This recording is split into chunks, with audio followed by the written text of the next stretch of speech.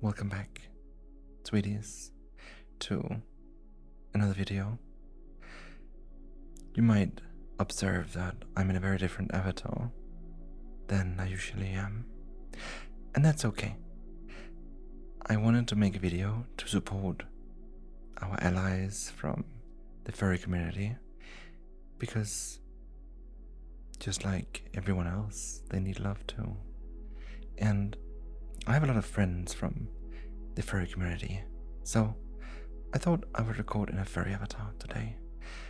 Also because the topic is very much close to the heart of some furries and their identity. So before we get started, I just want you to put on your headphones and enjoy. Now, you might be listening to this session because you worry that you might be unusual or different from other people because of certain thoughts or feelings or behaviors you've been engaging in. We tend to judge what's normal based on how we perceive the people around us. And if everyone you know seems to be getting on with their lives in a normal, everyday manner, it's easy to start imagining that you're the only one who's different. But you're not. The truth is that people, they have a huge range of experiences. A range of experiences that you'll never hear mentioned in casual conversation. And just about everyone you know has at some point probably also wondered if they were somehow different or unusual for thinking or feeling something or belonging to a certain community. Let me put your mind at ease. You are perfectly wonderful. A classic way that people experience an unusual, unsettling thought is when they tell themselves, "There's nothing stopping me from doing X right now." For some people, that might happen in a meeting. For example, where they look at the person they're talking to and they think, "There's nothing stopping me from kissing this person right now." Or, "There's nothing stopping me from punching them or pouring water over their head." This is typically how people who are afraid of heights scare themselves. They'll be up on some high balcony and an elevated bridge maybe, and they'll tell themselves, "There's nothing stopping me from leaping off the edge," and the thought of doing so scares them. It's also very common for people to worry that their sexual fantasies aren't normal, but you can be absolutely certain that a significant proportion of the people you know have particular fetishes or wild sexual fantasies that they just don't talk openly about with others. No one is quite as neat or tidy and well adjusted as their public behavior and conversation might seem to indicate. People who are under stress or feeling anxious, they might also find themselves becoming superstitious.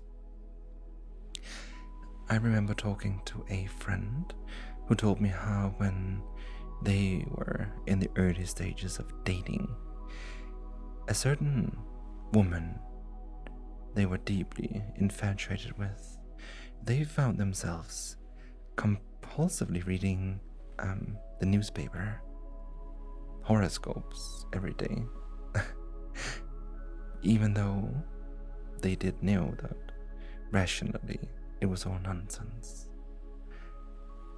These sorts of things, they happen because we have an instinctive need to feel like we have some kind of control over what's going to happen to us. But here's a little surprise to you, maybe.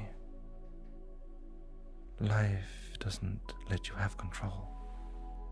You're always gonna get a curveball from left or right, and no matter how much you prepare, you're always gonna be unprepared. A surprising amount of people, they experience a phase in their lives where they develop this small compulsive habit, like tearing up bits of paper or touching the wall a certain amount of times, or always clearing their throat when they start speaking. When someone experiences serious emotional distress, like during a period of intense grief, they might find themselves seeing things that aren't there. It's very common, for instance, to see the person you're grieving for on the faces of strangers in the street.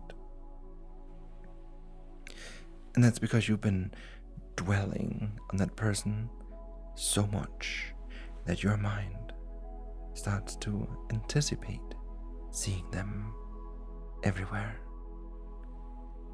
And if severe stress or depression interferes with your sleep, leaving you chronically sleep deprived, you might sometimes find yourself having dreamlike experiences when awake. I worked with a woman recently, and she told me about a time she was under intense pressure at her work, and she was barely sleeping at night. And she told me how she sometimes found herself noticing a large, menacing spider out of the corner of her eye during the day. She knew rationally that it wasn't real, but the experience itself let her know she needed to take time off work immediately and get back into some proper, healthy sleep patterns. This session, it's about learning to feel comfortable with two apparently contradictory truths about yourself. That you're both utterly unique and at the same time completely ordinary. Of course, if there is a particular problem that you want help with, it might be very useful for you to seek help to deal with that specific issue. But whatever your experience is, it's always just part of being human. And the more you relax with your current experience, the easier and more fulfilling you'll find that life becomes. Now, as you prepare to relax very deeply, you can just close those eyes if you haven't yet, and just begin by taking in a very deep breath. And as you let the air out slowly and smoothly, you can notice how the sound of these words in your ear and the way that those hands, those fingers relaxing all by themselves, the relaxation of those facial muscles now or in a few moments can all remind you you don't need to make a lot of conscious effort to focus or concentrate, because a deep part of your mind already knows why you're listening to this, and your mind already knows the difference it's going to make to you and for you, in you, deep within yourself and your life, and let go and leave behind concerns that were never useful to begin with, so you can discover more calm, acceptance, and understanding of what it is that needs to be changed and what's left to be accepted as it is now. Becoming clearer, is it not? To not need to rationally understand that all you need to do to relax even more deeply now or in a few moments is to take in another slow, deep breath, and to this time sigh with comfort and rest as you breathe all the way out and drift all the way down and all the way into a place inside where you can find you have all the time in the world to come back, to count yourself back down from 5, noticing the facial muscles softening, relaxing, the jaw muscles, the little muscles at the corners of your eyes. 4, it's with our inner eyes that a person can discern just what it is they need to see, to be. 3 times more comfort than this. 3 times more rest. 3 times in your past you felt the best feelings you've ever experienced, of exhilaration, of deep satisfaction, of allowing yourself to be fully present, fully engaged with life. And there's no need to try to feel too little or too much comfort in that right hand or in the other left, down there. Those hands can just relax all by themselves. Those feet can just relax all by themselves. That mind can just relax all by itself as you notice all this becoming one, unified, fully embodied experience of one real moment in your life. That's now one of these times when things really begin to shift for you now in wonderful ways, in the wonder-filled days, a summer way back when, lazy, hazy days of leaning back and gazing into the sky listening to the sounds of nature all around.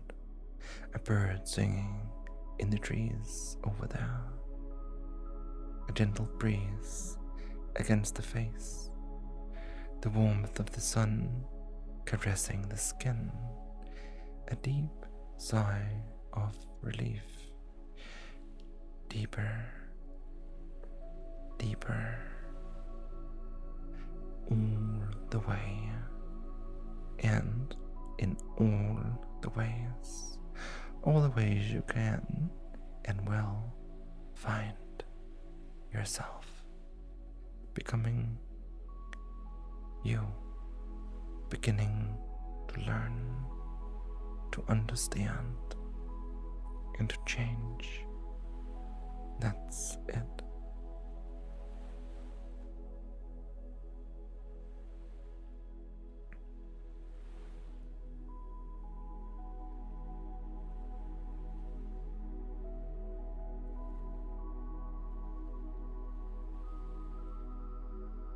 And in this deepening, grounding place of safety and comfort, here, within, that's always here, waiting for you to come back to rest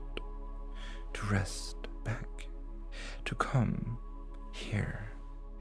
You can hear these words, don't need to be consciously ignored, not consciously listened to, so your conscious mind can wander and drift as little or as much as it's about to find itself doing, all by itself, all unconsciously, as your unconscious mind doubles this experience of comfort right now, twice as relaxed, twice as comfortable, already being who you are, twice as comfortable in your own skin. You're right to have the unique experience of your life is yours, and as far as anyone knows, you only get one life to live, and yours is happening now, very now.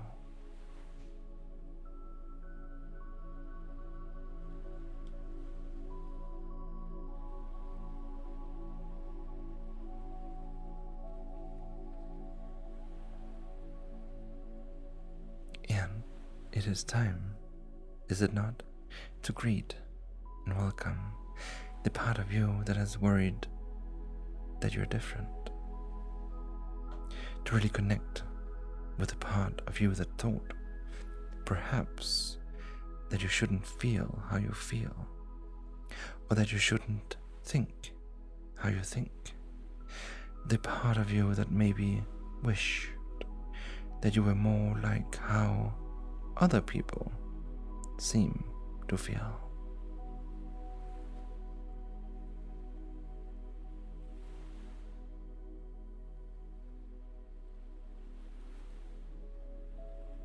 And, from this place of safety and open, calm curiosity and grounded strength, you can really notice how that part of you, in its own way, was trying to help you. Because it's only human to want to fit in. There's safety in numbers, just as a little fish might feel ever so comforted that it's swimming with hundreds of other fish, a school of fish gliding together as one through the water. Safety in numbers, safety in feeling that you fit in.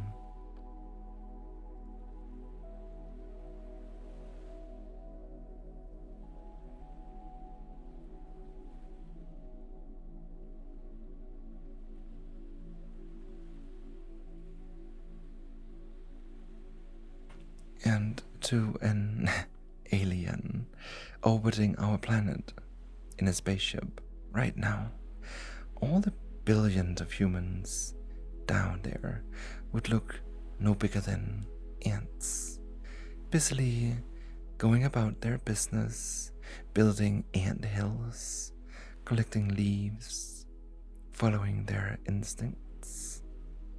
And as that alien looked down on those human primates on planet Earth, with all their primate instincts, their human needs and urges, you would be amongst those humans somewhere.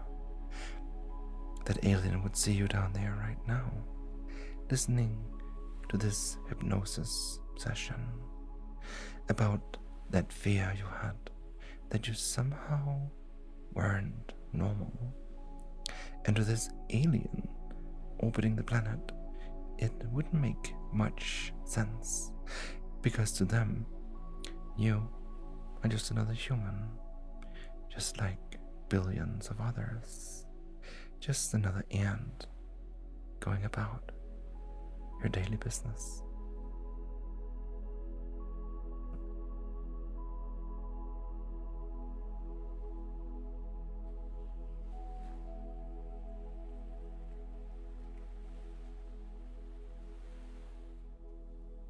And if you yourself were floating way above the place where you live, floating way up in the sky, up in the stratosphere, above the area that you live in, you could just begin to notice tiny dots of light representing the people down there around you who have experienced nearly identical thoughts, feelings, or behaviors to the ones that you have been concerned about.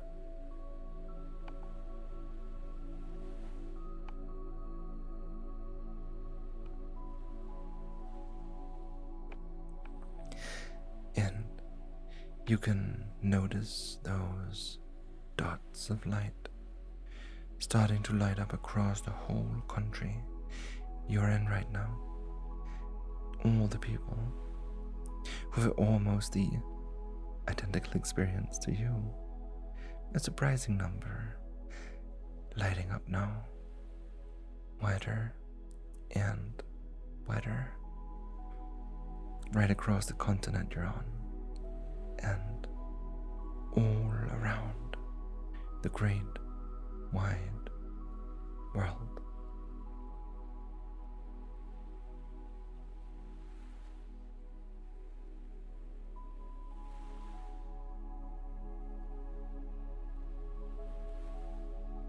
And throughout all past history and right into the future, these dots of light, they can illuminate more and more people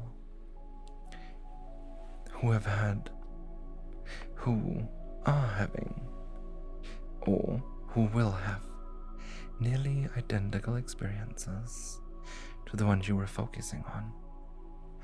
The whole world becoming illuminated with more and more of these dots of light, dots of commonality.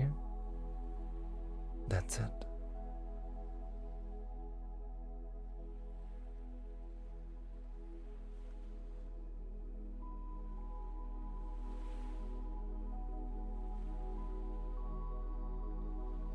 And then you can broaden this even more to include anyone whatsoever.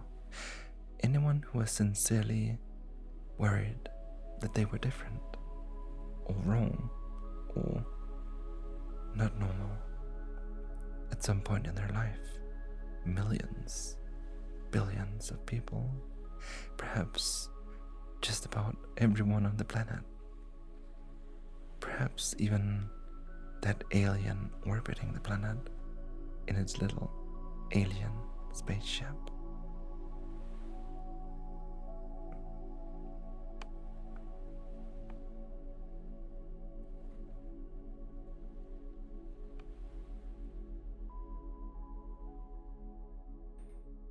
Now, you can suddenly find yourself zooming rapidly back down towards the you who's listening to these words, down and down, into the place you're listening to these words, down and down, into yourself, into your body, deeper and deeper, into your primal ancestral instincts as a human being, into the very heart of your deep primal needs for attention, for intimacy, for safety, for a sense of control over your life.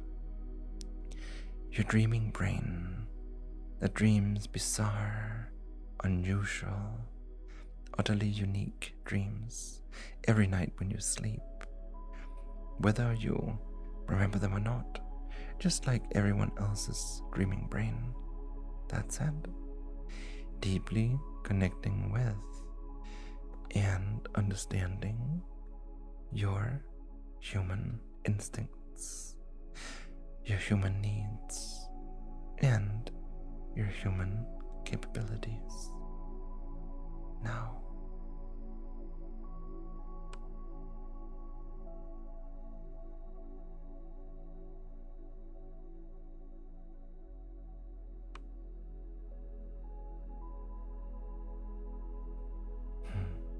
because on the one hand, you are utterly unique, and on the other hand, you are completely ordinary.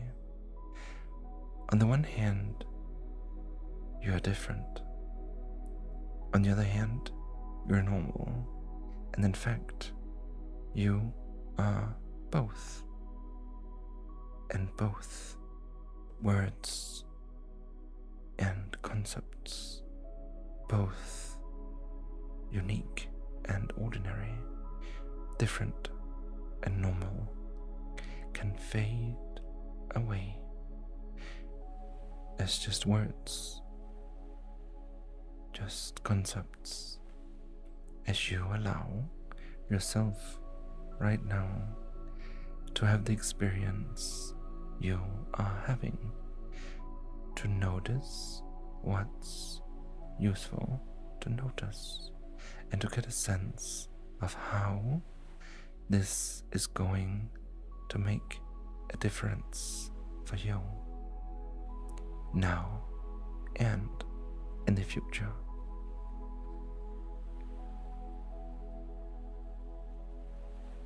And that's it. And you can notice with more and more clarity, with deeper understanding, how this allows you to deal with things you need to deal with. Perhaps with more pragmatism, perhaps with more self-acceptance, perhaps with more confidence, noticing how what used to be something you might have dealt on feels harder to remember that it wasn't ever what it used to be, really, in those old worried thoughts that already feel less and less relevant, leaving behind what needs to be left behind and moving forward in a way that feels right. That's it.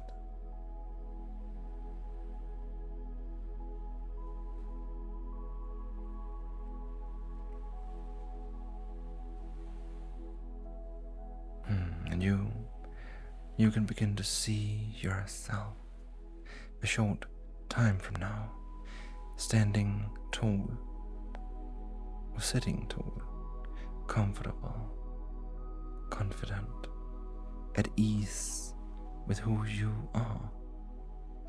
Notice the expression on your face, your posture, the sound of your voice, knowing it's okay to be you, and that it's okay to merge right into you, this future you, this present you, one and being one, unique and ordinary, letting go, that's it, and just being now.